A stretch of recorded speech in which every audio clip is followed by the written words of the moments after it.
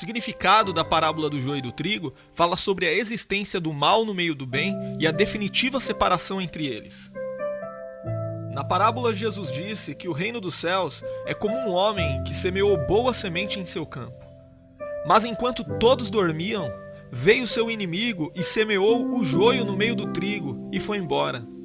Quando o trigo brotou e formou espigas, o joio também apareceu.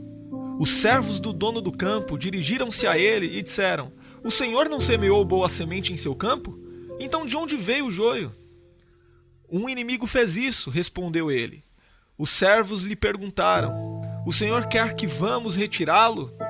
Então ele respondeu: "Não, porque ao tirar o joio, vocês poderão arrancar com ele o trigo."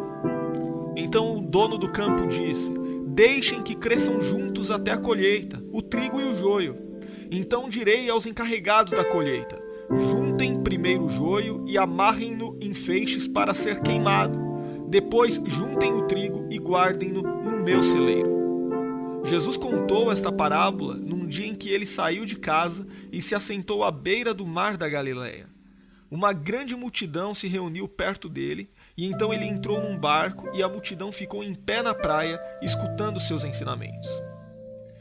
O próprio Jesus explica o significado dessa parábola.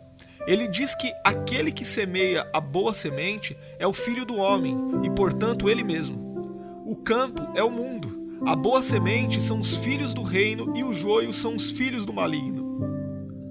O inimigo que semeou o joio é o diabo. A ceifa é a consumação dos séculos e os ceifeiros são os anjos.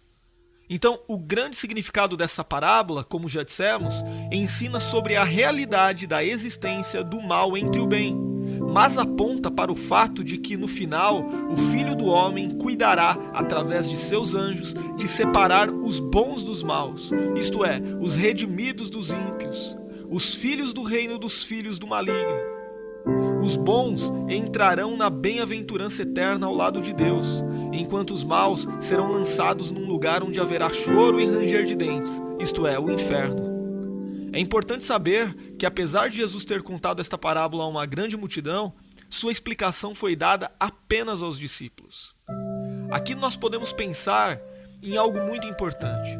Satanás se empenha em falsificar a mensagem do Evangelho, de modo que seus representantes se misturam no meio do verdadeiro povo de Deus. Aqueles que professam o falso Evangelho e servem como agentes de Satanás se parecem com o trigo, mas na realidade são ervas daninhas. Por mais que o joio cresça no meio do trigo, essa aparente união não será definitiva. Por ocasião do juízo, os filhos de Deus e os filhos do diabo serão permanentemente separados.